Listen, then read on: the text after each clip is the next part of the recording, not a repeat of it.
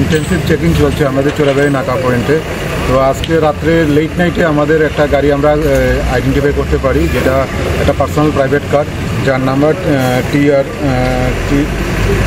05B0314 Alto 800 কার।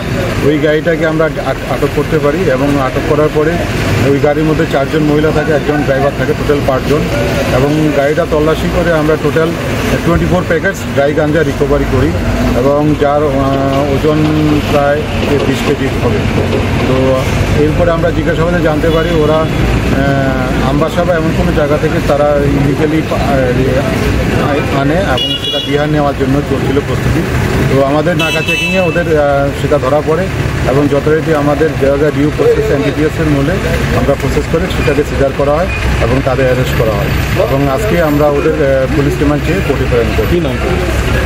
ওদের তো 4 জন ছিল, এদের মধ্যে মহিলা 4 জন মহিলা। তা ওদের বাড়ি হলো বিহার, একজন মাংলি দেবী, দ্বিতীয়জন হলো কবিতা দেবী, 3 নম্বর হলো অনিতা দেবী, 4 নম্বর হলো